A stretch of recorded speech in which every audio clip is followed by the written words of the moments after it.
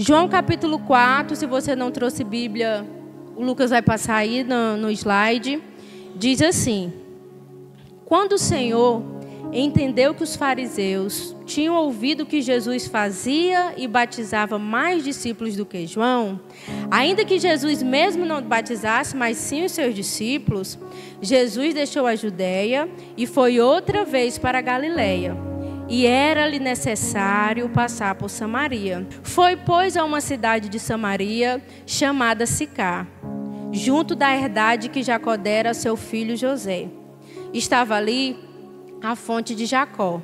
Jesus, pois cansado da sua caminhada, assentou-se assim junto à fonte. Era cerca da hora sexta. Então veio uma mulher de Samaria tirar água.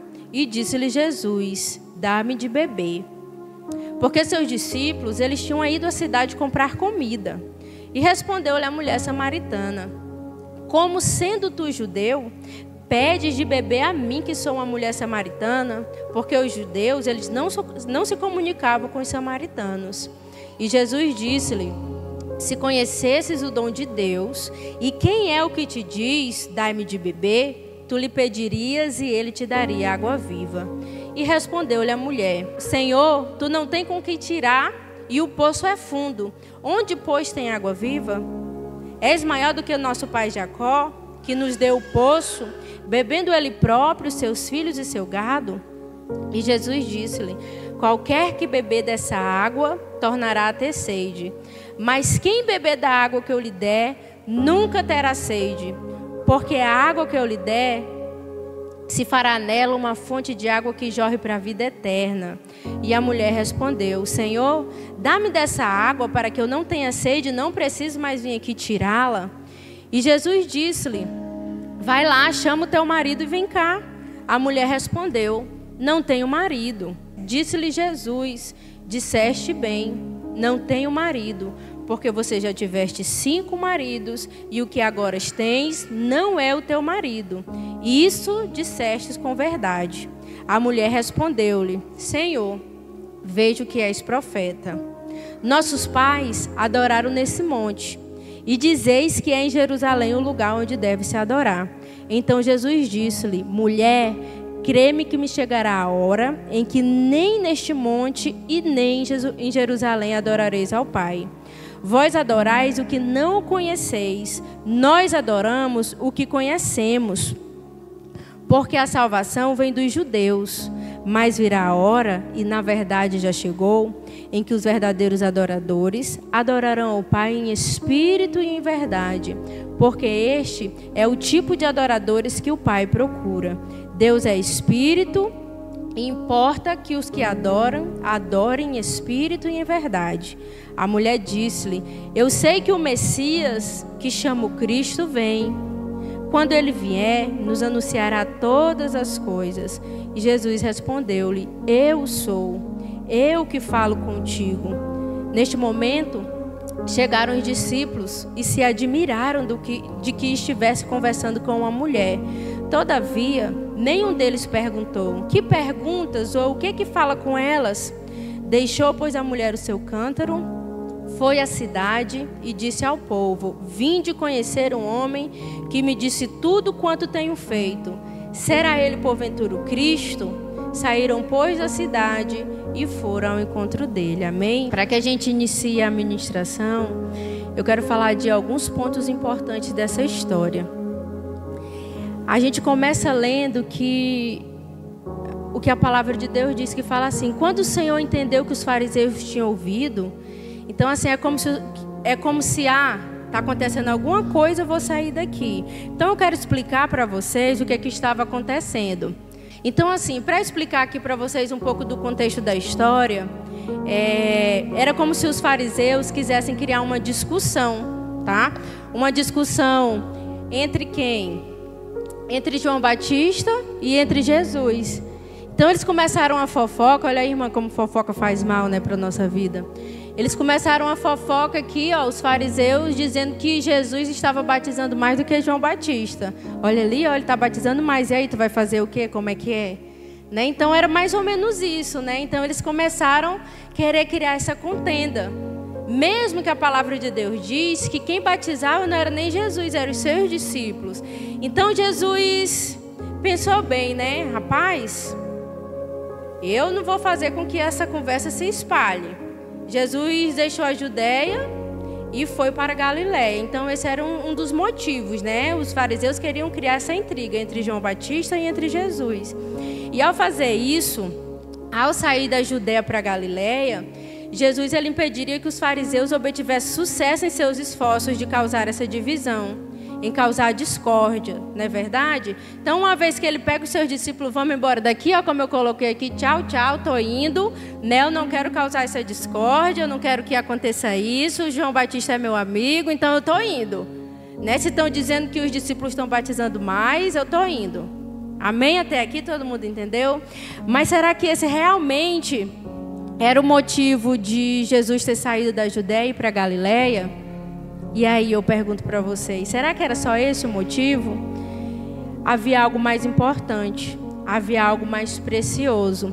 E a palavra diz que era necessário que ele passasse por Samaria.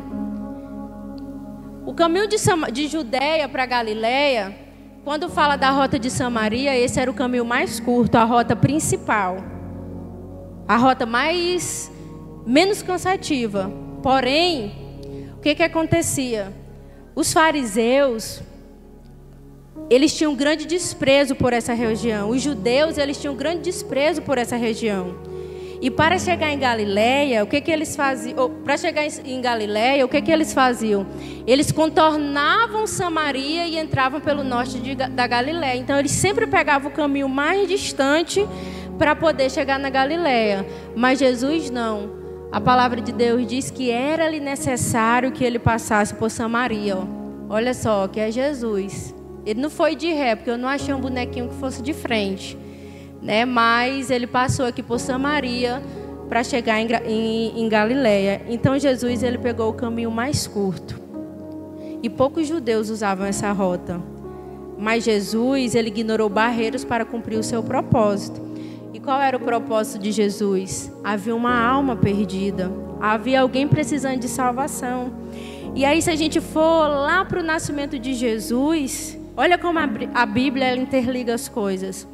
Jesus veio ao mundo para quê? Para nos salvar. Para salvar o que havia se perdido. Então, Jesus ele veio a essa terra com um propósito de buscar e salvar o que havia se perdido. E quando ele morreu e ressuscitou ao terceiro dia, o que foi que ele fez? Ele disse: ide por todo mundo e pregai o evangelho a toda criatura. Ou seja, vocês têm que dar a continuidade dessa missão que eu vim fazer aqui na terra, que é de buscar e salvar o que havia se perdido. Então Jesus ele ignorou essas barreiras para cumprir o seu propósito. Será que ele estava com preguiça? Será que ele queria o caminho mais curto? Não, não era isso que ele queria. Ele foi cumprir o seu propósito. Havia uma alma necessitada, havia uma alma que ele poderia ajudar, havia uma ovelha perdida. E foi isso que ele foi fazer. E é isso que eu quero que vocês saibam, que quando você está triste, quando você está necessitada, Jesus ele vai quebrar barreiras para te alcançar, para alcançar a tua vida, para alcançar a vida da tua família. E aí eu te pergunto essa noite, está complicado para você? Está difícil? Está feio o negócio no teu trabalho? Está feio o negócio na tua casa? As contendas estão grandes? Eu quero te dizer que quando é necessário que o Senhor passe por Samaria para te ajudar, Ele vai passar por Samaria. Ele vai pegar o caminho mais curto e vai te encontrar, porque é isso que Ele faz. Então não deixa o teu coração preocupado. Não deixa nada te impedir de adorar ao Senhor. Apenas acredite que quando é necessário, Ele vai pegar o caminho mais curto e vai te alcançar. Amém? E aí ele chegou em uma cidade chamada Sicá, uma cidade pertencente a Samaria. E ele avistou uma fonte, a conhecida fonte de Jacó. E ele se assentou junto àquela fonte. Seus discípulos foram comprar comida. E ele poderia ter ido comprar comida com seus discípulos, não é verdade? Claro que ele poderia ter ido. Mas ele foi cumprir o quê? O seu propósito. E aí a história diz que na hora sexta, meio-dia, quando o sol está escaldante, né? Meio-dia no horário judeu, onde você almoçou, você quer descansar, não tem ninguém na cidade, né? Naquela hora sexta, exatamente naquele horário, veio uma mulher tirar água na fonte. Aí essa mulher, ela era igual essa daí que está aí no telão. Então, ela veio no momento em que o sol estava mais escaldante e ela foi tirar água na fonte. E geralmente as histórias contam que as mulheres, elas tiravam água na fonte ou de manhãzinha cedo ou de tardezinha, que o sol já estava mais tranquilo. Mas essa mulher, ela foi uma hora que mulher nenhuma ia. Nenhuma outra mulher ia neste horário. Por quê? Porque essa mulher, ela tinha débito. Essa mulher, ela tinha vergonha de ir naquele lugar. Por isso que ela procurava ir num horário que nenhuma outra mulher ia. E aí, quando ela chega na fonte, quem que está aguardando ela? Jesus. Será que Jesus sabia que ela estaria ali? Naquele horário, naquele momento? Sim, ele sabia que ela estaria ali. Porque ela era uma alma necessitada. Por isso ele foi de propósito encontrá-la e salvá-la. Sabe por quê? Porque Jesus, ele é um verdadeiro ganhador de almas em serviço. É assim que nós mulheres temos que ser, ganhadoras de alma em serviço. É todo o tempo, é no trabalho. Olha, você está triste? Deixa eu te apresentar alguém que te traz alegria. Olha, eu quero te fazer um convite. Uma vez por mês nós temos uma rede de mulheres. Vamos lá. Está precisando? Vamos lá, convida, dá uma palavra, manda uma mensagem de conforto. É assim que nós temos que ser. E muitas vezes nós temos vergonha, eu sei. Claro que não é para você ficar lá no seu trabalho pregando, porque isso aí também pode lhe prejudicar, dependendo do lugar que você trabalha. Mas Deus muitas vezes nos dá a oportunidade, a gente por medo, por vergonha, a gente despreza essas oportunidades e não aproveita o momento de falar da palavra de Deus. Então Jesus, ele era um verdadeiro ganhador de almas em serviço. E a partir daquele momento que a mulher chega à fonte, se inicia um diálogo. E como que se inicia esse diálogo entre eles dois? Jesus começa pedindo um favor. Ele diz assim: dá-me de beber. E aí a mulher já reconhece que ele é judeu. E ela fica muito espantada. Porque os judeus, eles tinham um grande ódio dos samaritanos. Os judeus atravessavam Samaria, pegavam o rodo e iam para Galiléia, entrando pelo norte de Galiléia. Era capaz de pegar até barco para poder chegar em Galiléia. Então eles tinham um grande desprezo por essa cidade, né? Por aquelas pessoas que moravam naquela aldeia. E aí a mulher fica espantada, né? Porque um judeu falou com ela. E aí essa foi a razão da mulher ter falado assim, ó: como sendo tu judeu, pedes de beber a mim que sou samaritana? Aí o Senhor responde para ela: se tu conhecesses o dom de Deus, e esse que está te pedindo água para beber, tu ia pedir água e ele te daria água viva. Ou seja, o que é que Jesus disse para ela? Mulher, se tu soubesse quem te pede, tu é quem me pedirias. Tem aquele ditado que a gente diz assim: tu não sabe com quem tu está falando, se tu soubesse já tinha conseguido. Era mais ou menos isso que Jesus estava falando para ela. Se tu soubesse quem está te pedindo água de beber, tu que ia me pedir. Mal ela sabia com quem ela estava falando. E quando Jesus começa a falar de água viva, ela diz: meu Senhor, o Senhor não tem equipamento nem para tirar da água normal aqui desse poço. Imagine essa água viva que o Senhor tanto fala. Jesus não tinha um balde, Jesus não tinha uma corda. Ele disse que estava com sede, o poço era fundo. E ela disse: o Senhor não tem equipamento para tirar essa água que é funda, esse poço é fundo. Imagine para encontrar essa água viva. Sabe por quê? Porque para ela a água era o sentido literal. Essa que eu vou beber, que eu estou com sede. Ela estava entendendo água no sentido literal. Água, H2O, química ou física, não sei nem o que é, mas água, né? Então, no sentido literal. E aí Jesus começa a explicar para aquela mulher a diferença entre essas duas águas. E a mulher continuou sem entender. Sabe por que ela continuou sem entender? Porque aquela mulher estava em débito. Ela estava em pecado. E é isso que acontece com nossas vidas. Quando nós estamos em pecado, quando nós estamos em débito, o pecado, ele nos cega. O pecado, ele nos constrange e nos impede de enxergar Jesus, o Espírito Santo que está na nossa frente. E aí Jesus explicava, e aquela mulher continuava a entender a água no sentido literal. E aí Jesus disse para ela: aquele que beber dessa água que eu lhe der, nunca mais terá sede. E a mulher disse: poxa, se eu beber dessa água que esse Senhor me der, eu não vou ter mais sede, eu não preciso mais vir aqui nesse poço, porque eu venho nesse sol quente porque eu tenho vergonha, porque eu estou fazendo coisa errada. E aí, se eu beber dessa água que vai saciar a minha sede para sempre, eu não vou ser mais obrigada a vir aqui todo dia na hora sexta, meio-dia, pegar água nesse poço. E aí a mulher muito esperta disse: então o Senhor pode me dar dessa água para que eu não volte mais aqui, neste lugar? Aí Jesus prontamente falou: vai, pega lá o teu marido e vem cá. Quando Jesus estava falando isso, ele estava ministrando na vida daquela mulher. E quando ele diz isso, ele queria ver as reações que aquela mulher ia expressar naquele momento. E aí a mulher responde: eu não tenho marido. E Jesus já retruca: disseste bem, você já tiveste 5 e o que tem não é teu. E aí a mulher poderia ter dito assim: o Senhor me conhece para estar falando isso da minha vida? O Senhor me respeite. Se eu estou dizendo que eu não tenho, é porque eu não tenho. Mas foi isso que a mulher disse? Não. Sabe o que foi que a mulher falou? Vejo que tu és profeta. Quando ela diz isso, ela estava reconhecendo que realmente ela estava em pecado. Ela estava reconhecendo que realmente ela estava fazendo algo errado na sua vida. Porque naquele momento Jesus provocou uma resposta correta nela. E é isso que Jesus faz nas nossas vidas. Nós, mulheres, temos que ser sinceras consigo mesmas. Você tem que ser sincera com você mesma.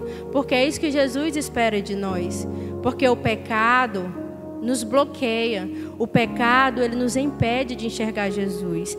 E aí, para encurtar e terminar a história aqui, ela reconheceu o seu pecado. E quando ela reconhece o seu pecado, ela enxerga Jesus. Porque quando nós reconhecemos e se arrependemos, Deus, ele tira a nossa cegueira e faz enxergar a fonte de água viva nas nossas frentes. Amém? E aí a história diz que essa mulher deixou o seu cântaro, correu para a cidade e compartilhou a sua experiência. Ela correu, olha, a mulher ela vinha meio-dia porque ela tinha vergonha de estar naquele lugar. E quando a cegueira foi tirada do rosto dela, ela correu para o meio da cidade para falar de Jesus Cristo. Não tinha mais vergonha, não tinha mais pecado, ela se arrependeu. Ela se tornou uma nova criatura. E essa história, ela mostra que essa mulher passou por um momento de renovação na presença de Deus. Essa história nos mostra uma jornada de renovação espiritual na vida daquela mulher. Ai, não acabou não, agora foi só a história, agora a gente vai entrar na mensagem. Amém? E através dessa história, eu pontuei algumas coisas para que a gente venha ser mulheres renovadas pela água viva. Esse é o tema da nossa mensagem de hoje. Mulheres renovadas pela água viva. Repita aí comigo. Mulheres renovadas pela água viva. E aí, como eu falei, eu anotei aqui alguns pontos importantes. Eu estava aqui sentada na hora da ministração da Nayara. E aí eu descobri hoje de manhã, né, que eu estava grávida. Eu fui fazer um teste. E quando você é pego de surpresa, você fica sem acreditar. E você, como ser humano, às vezes a gente fala assim: meu Deus, será que eu falei uma besteira? Mas eu não queria. E aí eu estava ali sentada e veio assim na minha mente, o Espírito Santo ministrou no meu coração: você queria porque você pede que a minha vontade seja feita em você. Aí eu digo: é verdade, Senhor. Então assim, quando a gente é pega de surpresa, eu disse: meu Deus, não acredito, não, esse teste está errado, é falso, não presta, eu fui comprar outro, eu não queria acreditar, eu retuquei. A Amanda até falou: gente, a Amanda está grávida também, orem por ela também, ó, ali, ó, está grávida também. Tem um monte de mulher grávida aqui nessa igreja, né? Então daqui uns dias vai ter muito menino aí e provavelmente a gente vai ganhar bem pertinho, né? Porque está bem parecido. E aí o Jonathan ligou para ela, o Jonathan disse: boa sorte, hein, boa sorte. Quando foi hoje eu descobri, chega, ele está bem quietinho lá no canto dele, não fala nada. Então, é a vontade de Deus que é feita em nossas vidas, amém? E que a gente venha deixar a vontade de Deus ser estabelecida aqui nesse lugar. Que Deus venha fazer a vontade, porque É difícil, né, irmã, orar para que seja feita a vontade de Deus, né? Não é difícil, porque no fundo nós como seres humanos, a gente quer que a nossa vontade seja feita, mas é a vontade dele que tem que prevalecer na vida da mulher que quer ser renovada pela água viva, amém? E aí o primeiro ponto que eu separei aqui é que se você quer ser renovada pela água viva, a primeira coisa que você tem que fazer é reconhecer a necessidade de renovação. Nós precisamos reconhecer. Não adianta nada alguém vir aqui na frente pregar, ministrar, dizer que nós precisamos ser renovadas, se nós não reconhecemos que nós precisamos dessa renovação. E essa renovação não é nos cultos somente, não é em encontros somente, não é em retiros somente. Essa renovação é diária.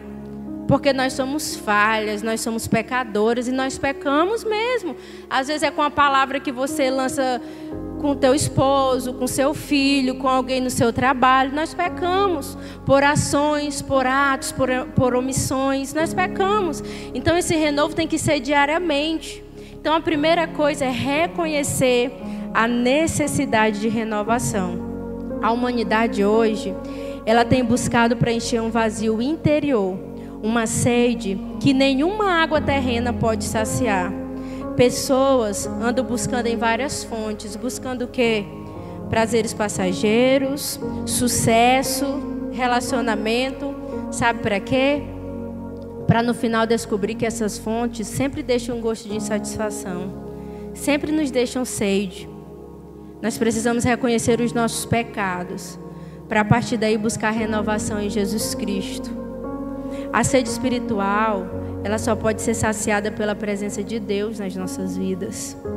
As coisas passageiras, aquilo que é rápido, não preenche, não sacia a nossa sede espiritual. Assim como um corpo físico, ele precisa de água, a nossa mente tem sede espiritual que só pode ser saciada por Deus, pelo Espírito Santo.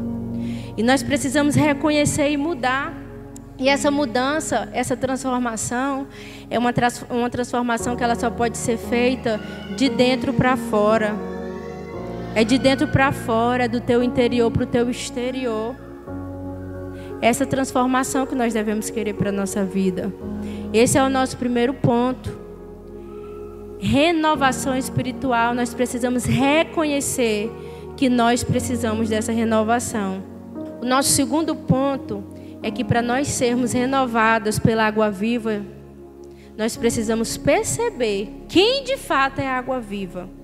Aquela mulher, ela demorou a entender quem era aquela água viva. A água viva oferecida por Jesus, ela representa a vida eterna. Ela representa a renovação espiritual. Ela representa um renovo que só Jesus Cristo proporciona. Esta água viva, ela simboliza a presença e a obra do Espírito Santo na vida do crente, trazendo transformação interior e uma relação contínua e vivificante com Deus. Jesus promete que quem beber dessa água nunca mais terá sede, indicando que Ele nos oferece uma fonte inesgotável de vida e plenitude espiritual. Esta água viva, ela é o símbolo do Espírito Santo que traz renovação, que traz cura, que traz salvação para todos os que creem em Jesus. Então, o segundo ponto é perceber quem de fato é essa água viva. E a água viva é uma fonte de vida inesgotável que vai nos trazer vida eterna. E uma vez que você reconhece que você precisa de renovo e de quem é água viva, e quem é água viva, fica bem mais fácil, não é verdade? Porque a água viva nada mais é do que a ação do Espírito Santo em nossas vidas para trazer cura, para trazer salvação e para trazer renovo sobre a tua vida e a vida da tua família. Terceira coisa que nós precisamos aprender para sermos mulheres renovadas pela água viva. Nós precisamos saber que nós temos que ser mulheres que adoram em espírito e em verdade. Quando a mulher diz assim: Senhor, eu vejo que tu és profeta. Então, já que tu és profeta, me diz aí uma coisa. Porque nós samaritanos adoramos no monte. O judeu diz que o lugar certo para adorar é em Jerusalém. E aí, me diz aí, Senhor, já que tu és profeta, a gente adora no monte ou em Jerusalém? E aí o que Jesus responde para aquela mulher? Há de chegar a hora, e já chegou, que os verdadeiros adoradores adorarão ao Pai em espírito e em verdade. Porque Deus é espírito e convém que Ele seja adorado em espírito. Nós precisamos estar dispostos a nos humilhar. Como a Nayara falou aqui, aquela mulher adorou. Ela deu o que ela tinha de mais precioso, de mais caro. Foi uma forma de adorar Jesus em espírito e em verdade. Foi isso que aquela mulher fez. Então nós precisamos se prostrar, se humilhar diante de Deus. Mas sabe, irmãs, às vezes a nossa fé é uma fé mística. Sabe o que é a fé mística? É a fé de Tomé. Só acredita sentindo. Nem vendo ele acreditou. Não é verdade? Ele só acreditou quando ele pegou ali nas feridas, né? Nas chagas que Jesus mostrou ali para ele. E ele foi lá, pegou. E às vezes a nossa fé é assim. Nós só acreditamos se sentir. Mas não pode ser assim, porque Deus é espírito e convém que Ele seja adorado em espírito. E o espírito, ele não sente, ele sabe. Aí às vezes você vem para o culto. Eu não senti um arrepio, eu não caí na unção. Que ele louvou hoje. Ixi, Maria, o culto era pesado mesmo. Às vezes não acontece essa sensação com a gente? Será que às vezes a culpa está aqui no ministério de louvor, em quem está pregando? Deus é espírito. Espírito, ele sabe, ele não sente. Primeiro é saber, depois é sentir. E aí, irmão, eu quero te dizer que não está pesado, não. É algo que está te impedindo. E aí você fecha os seus olhos, você levanta a tua mão com vontade, você começa a dizer com verdade: Senhor, eu te amo, eu te adoro, eu quero mais de ti. Você começa a adorar em espírito e em verdade, para ver se teu espírito não é cheio da graça de Deus. Começa a fazer isso. E aí você vai se encher de alegria, vai sentir vontade de orar, de chorar. Sabe por quê? Porque a fé não é um sentimento, a fé é uma convicção sólida e profunda. O Espírito, ele sabe. Você não tem que sentir para saber, mas você tem que saber para sentir. Sabe por quê, irmãs? Porque até o inimigo, ele faz com que a gente sinta. E aí você está esperando vir para a igreja para sentir, para ver se Deus estava presente ali naquele lugar. Se até o inimigo faz com que a gente sinta, o inimigo faz com que a gente se sinta feia. O inimigo faz com que a gente se sinta inferior. O inimigo faz com que a gente se sinta que nós não somos capazes. O inimigo faz com que a gente se sinta como se nós não soubéssemos de nada na nossa casa, do nosso trabalho. Mas aí quem sabe é quem? O Espírito. O inimigo pode até fazer a gente sentir, mas quem sabe é o Espírito. E aí você é uma mulher que entende disso, e aí você começa a dizer: se aquieta minha alma, porque eu sou linda, eu sou inteligente, eu sou capaz, eu sou de Jesus, eu sou feliz. Deus me fez exclusiva, Deus me fez propriedade dele. Só existe uma Nicole com a mesma impressão digital, não existe outra. Só existe ela, porque Deus fez ela exclusiva para Ele. Então o Espírito Santo precisa saber. Se você quer sentir a presença dele, ele precisa saber que é isso que você quer. Por isso que o mais importante do que sentir é saber. Porque depois que nós sabemos, aí a consequência vem o sentir. Então nós precisamos adorar em espírito e em verdade ao Senhor.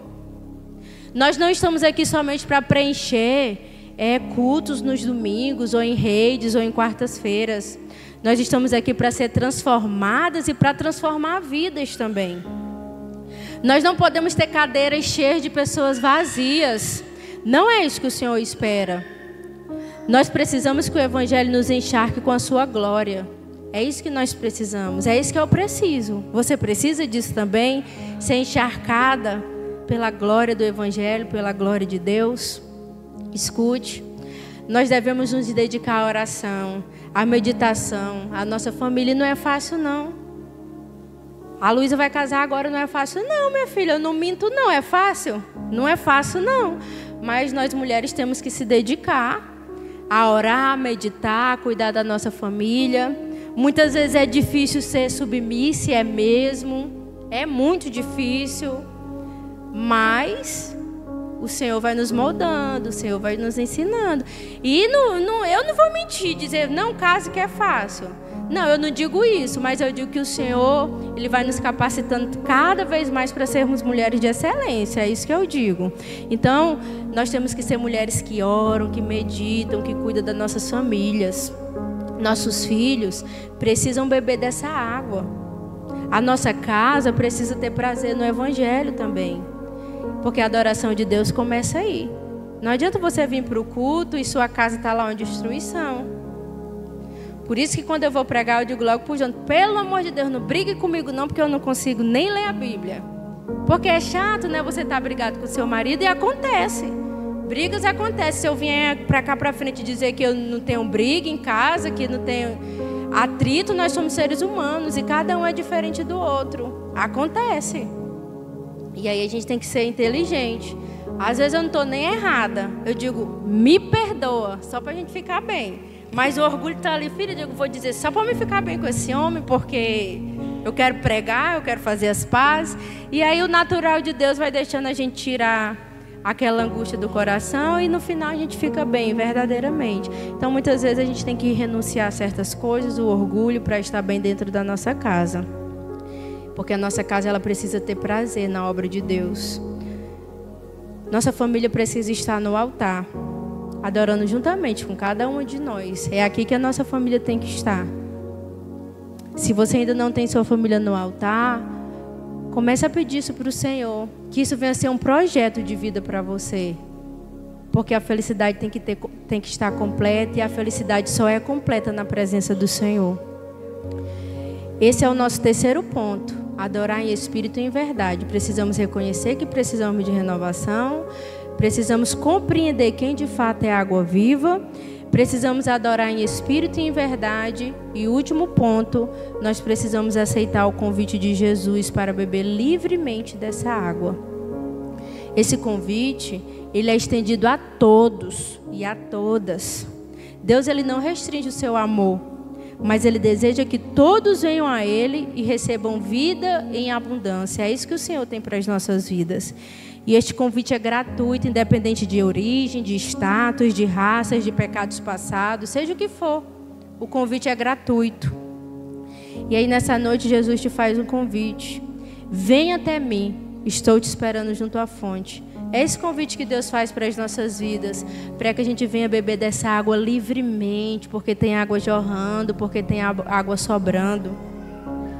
Que nessa noite a gente venha responder ao convite de beber da fonte que nos sacia para sempre. É esse convite que Deus está fazendo para as nossas vidas. Que nossas vidas venham ser testemunhas vivas do poder transformador de Cristo. Que possamos ser canais de bênção para aqueles que estão ao nosso redor. E que possamos nos comprometer diariamente por renovação espiritual. É como eu falei, queridas. É um compromisso diário. É um estilo de vida, não adianta. Porque se for só aqui nesse culto, depois fica vazio. É um compromisso diário. Que nessa noite o Senhor venha nos lavar e nos purificar com a sua água. E que Ele possa vir nos levar a um lugar de purificação espiritual. Que Ele venha nos purificar, que Ele venha nos restaurar, que Ele venha nos renovar.